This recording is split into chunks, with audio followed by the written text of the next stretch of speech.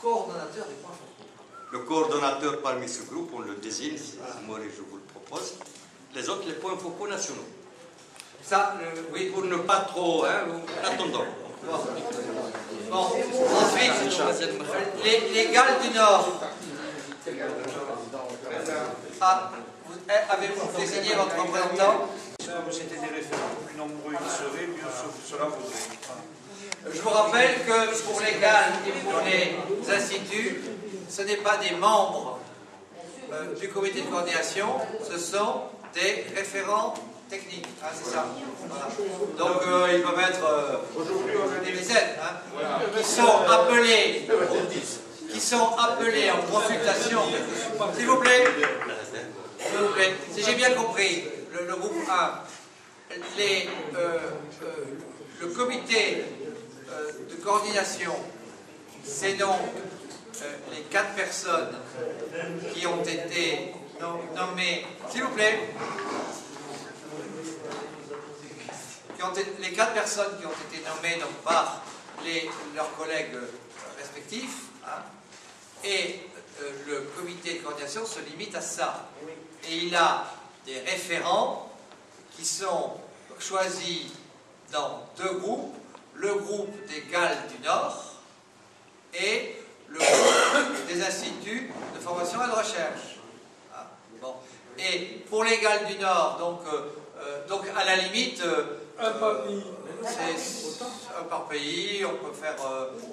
parce que de toute façon, ces référents et le groupe 4, et il est nécessaire pour les travaux de demain que après quand nous aurons fini de discuter sur ces 2 groupes, le groupe de coordination plus des représentants le groupe de coordination plus les rapporteurs se réunissent pour voir quelle est la forme qu'on va donner aux recommandations. Hein. On ne va pas en discuter en plénière, ça n'a pas de sens, mais donc, sitôt après la réunion, on discute de ça. Oui, Myriam. Ici, donc la forme que prendront les recommandations qui seront, je vous le rappelle, ça nous promet d'ailleurs des joyeusetés, discuter de... Sur l'information et la communication que pourrait réaliser le réseau. Donc on est parti de la note d'information qui faisait des propositions sur les objectifs. Ce groupe a été assez complémentaire de tous les autres groupes finalement, puisque dès le départ on a enlevé ce qui était centre de ressources, qui nous paraissait relever d'une communication qui était un peu particulière, c'est-à-dire la mise à disposition d'informations plus scientifiques et techniques. On a aussi écarté tout ce qui est formation et qui a été vu finalement dans le groupe 2. Et on a essayé d'être le plus raisonnable possible dans les besoins exprimés dans le groupe, c'est-à-dire qu'on a à chaque fois nuancé ce que le réseau pourrait faire par la prise en compte des financements et des moyens que vous souhaiterez y mettre. Donc, vous avez la liste des participants à ce groupe.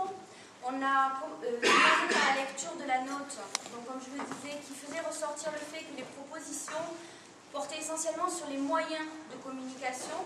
Donc on est reparti un petit peu en amont dans notre discussion.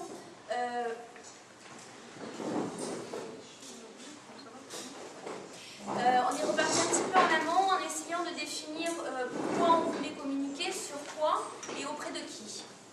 Donc on a structuré un peu nos débats autour de 2 axes, ce qui relevait de la communication interne au réseau, et donc qui s'adressait essentiellement aux associations, et ce qui pourrait être la communication externe du réseau, c'est-à-dire vis-à-vis des autres partenaires. 4 supports, en considérant que d'entrée, on s'est mis d'accord sur le fait qu'il fallait limiter les supports papier, qui coûtent cher, qui demandent et la communication à travers un site web et Internet. On a considéré que déjà vous aviez des habitudes de travail par mail, par Internet, et que ça fonctionnait assez bien en général dans chaque pays. Donc on a pris ce support-là pour travailler. Donc le premier besoin exprimé a été la nécessité de faire un inventaire des associations existantes dans les 4 pays, avec la création d'une base de données donc, sur ces associations, c'est-à-dire leur carte d'identité en quelque sorte, leurs besoins spécifiques en coopération, mais aussi de façon générale en moyens humains, techniques, financiers. Une base de données qui prenne en compte les partenaires avec lesquels chaque association travaille déjà, partenaires institutionnels, État, autres associations avec lesquelles vous avez passé des conventions, les opportunités de projet. Ensuite, on a proposé une rubrique qui puisse vous donner aussi des informations sur les politiques et les programmes de développement rural dans les différents pays. Ainsi que tout l'ensemble des activités qu'on peut trouver dans chaque pays du Maghreb sur le développement rural, plus largement sur des secteurs d'intervention qui peuvent vous concerner. Donc il y a 2 types d'informations. En fait, il y a les informations que chaque association va amener au réseau. Donc ça sera à chacune de faire remonter le maximum d'informations, autant sur ses activités que sur ce qu'elle est, ce qu'elle fait et ses partenaires. Et les informations que le réseau va lui-même collecter auprès des financeurs ou d'autres institutions, par exemple les appels à projets internationaux, etc., pour que vous puissiez avoir le maximum d'informations. Oui. C'est juste pour insister sur le fait que toutes ces informations seront disponibles sur un site web. On parle bien d'un site web. Voilà, c'est-à-dire que ce que je disais au départ, c'est qu'on a travaillé comme si on construisait le site internet, en fait, avec des rubriques et des fenêtres qui s'ouvriraient avec les différentes informations. Donc voilà, il y a donc la constitution d'une base de données avec bien sûr la mise en ligne de cette base de données, que vous puissiez avoir tous accès aux mêmes informations. Donc la création du site propre au réseau, bien sûr, donc ça c'était le préalable. On a eu une proposition du partenaire italien de Sicile, Nino, on voit pas, Nino, qui nous a dit travailler sur un projet dans le cadre de la future programmation Leader, sur un projet de plateforme ou de forum d'échange de tous les territoires ruraux européens dans un premier temps, mais qui serait largement ouvert, bon, notamment parce qu'il y a déjà des coopérations avec l'Amérique du Sud, mais qui pourrait être ouvert beaucoup plus largement, et qui en fait constituerait un forum de discussion et d'échange entre tous les territoires. Donc c'est quelque chose qui peut être envisagé.